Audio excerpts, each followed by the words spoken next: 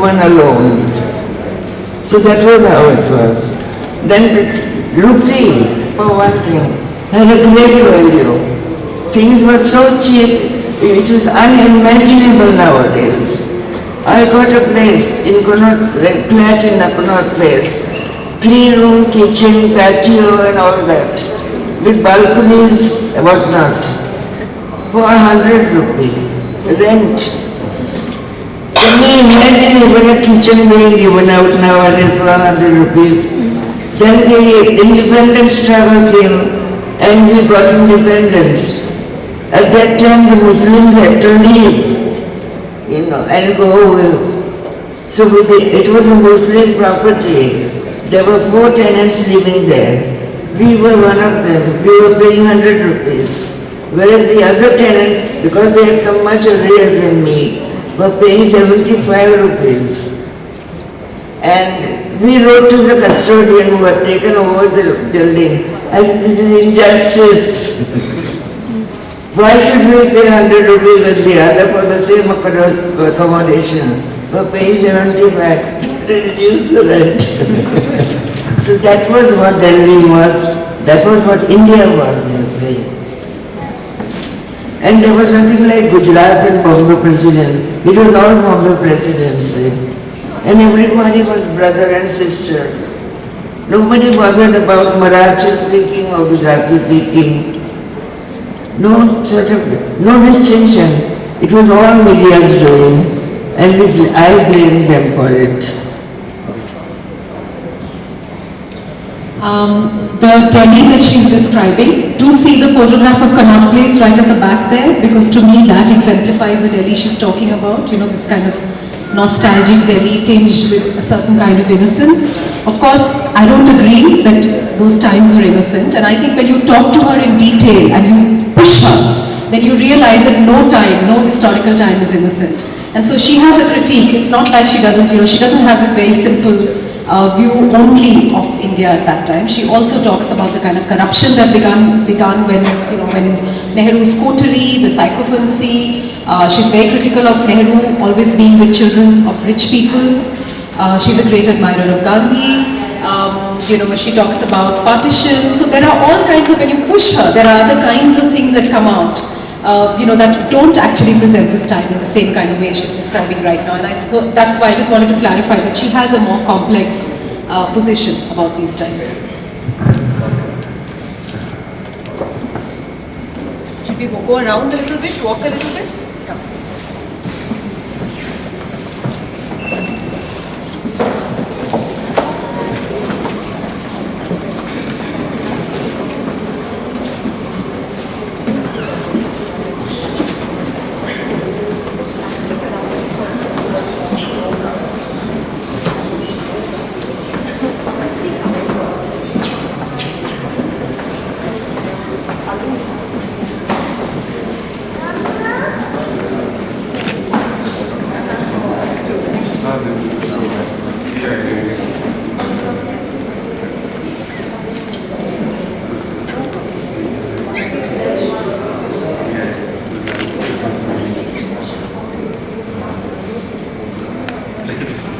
I have a question for you.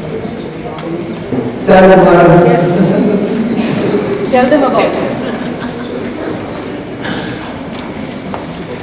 Now, in those days, lots of foreigners used to come to India out of curiosity, because they heard so much about non-violent transfer of power from a great empire like the Britishers to our, leaders. So, similarly, Chief Justice Warren of America and his wife came on a holiday sort of to see India as it was. They heard so much about. They became the guest of the government of India. And I was assigned by the Life magazine from America to cover their whole tour as they went around India places. I was accompanying them. And they, like everybody else, they went to the Taj Mahal. Now, I had to take the pictures of doing every sort of activity. I took pictures of them moving about in the Taj Mahal itself. Then after they had finished the whole lot of saying, they started coming out. Now there is always a commercial side to it. People, whoever have gone to Taj Mahal would like to see themselves with the whole of Taj Mahal. So people start walking up near those canals, you see. They started also moving out. So I said, I'll take to please them and give them the photograph. I started taking pictures. Now to cover it, I was going backwards. I forgot that there was water behind me. And there were people around.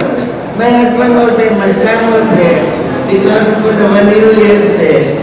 Nobody was looking at me, taking pictures. Everyone's eyes were focused on them. So they didn't see me going backwards and backwards and backwards till I fell into the canal. What happened to your camera? No, it was because of falling backwards, that my arms went up. So my camera was safe. Okay. And from head to toe, I was almost, drenched in water. But fortunately, because of the coming, they had the water running. Had I fallen in the ground, I would have hurt myself and the camera and everything. But the impact was not that. I got out and I had to take the picture. So all the way, I started running and taking pictures. After a little while, the wife came to me. It was the month of May, very hot. She said, how I wish I could do the same. And while going away, as they were boarding the plane, the Chief Justice came to me and said, young lady, remember, don't try any stunts again. You might break your bones. He should have been here today.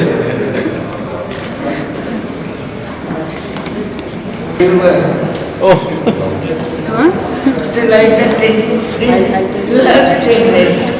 You don't know when you are going to be in a position, but you are going to take it, philosophically.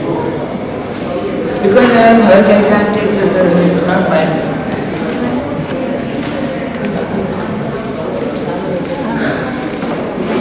Can I ask you about your experiences with Muhammad Ali Jinnah? Your mentor, Muhammad Ali Jinnah.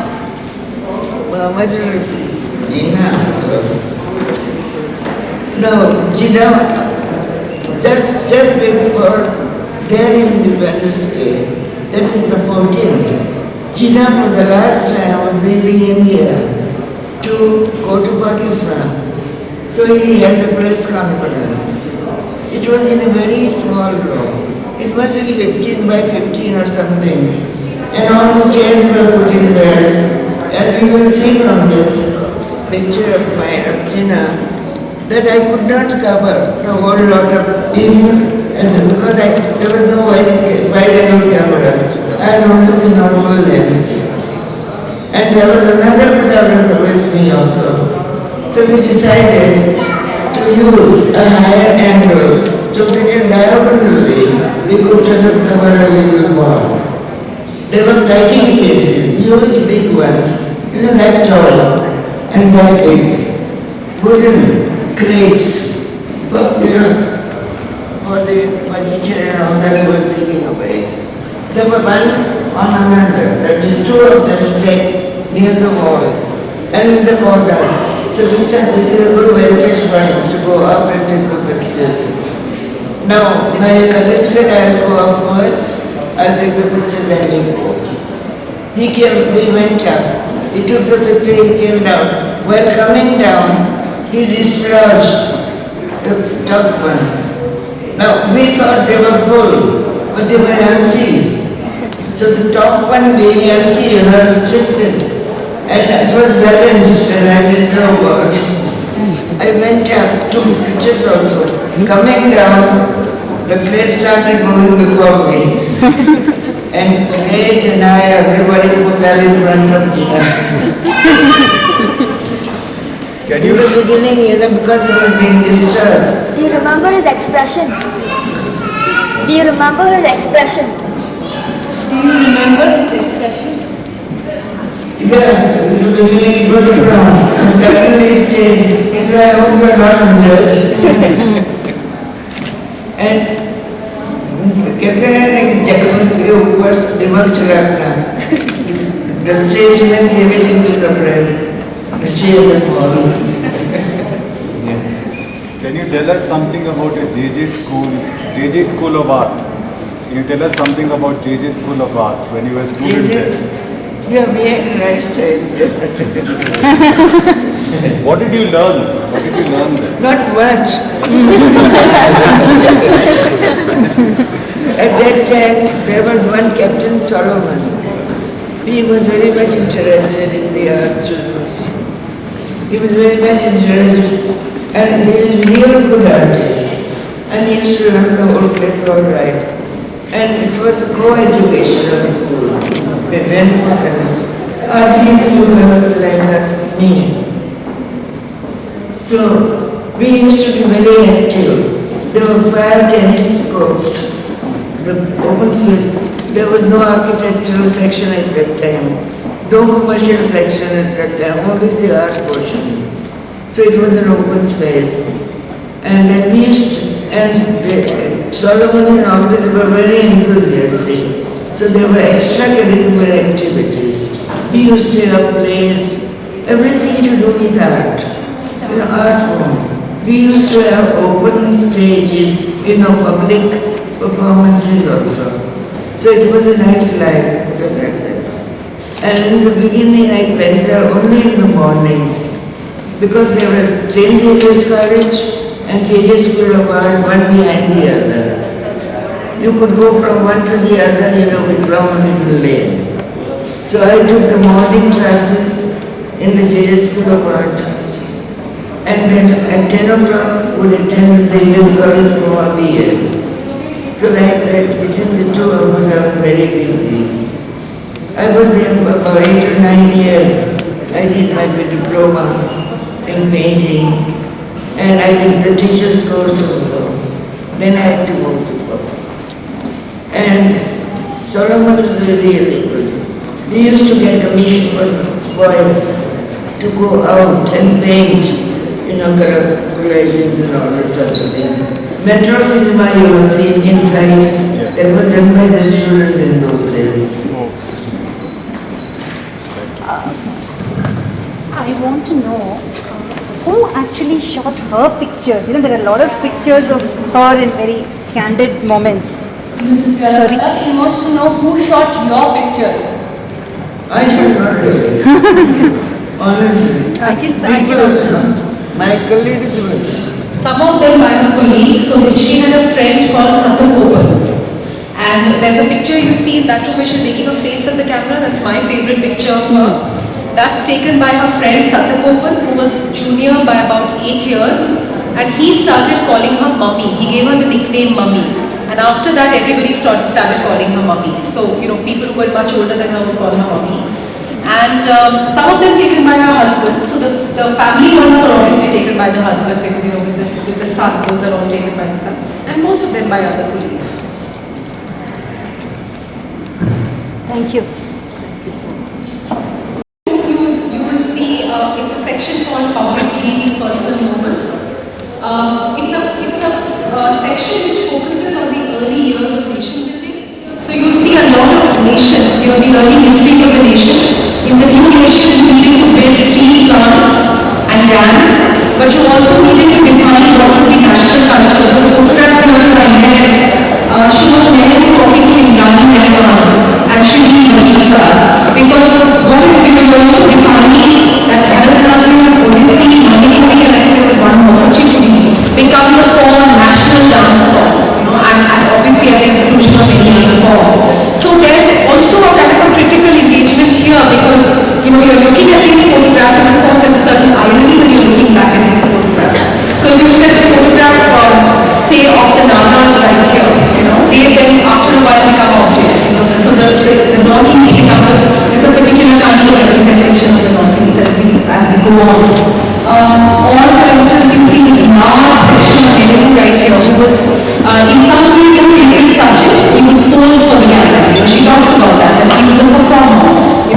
mind actually posing for photographers, and he's a photographer's delight.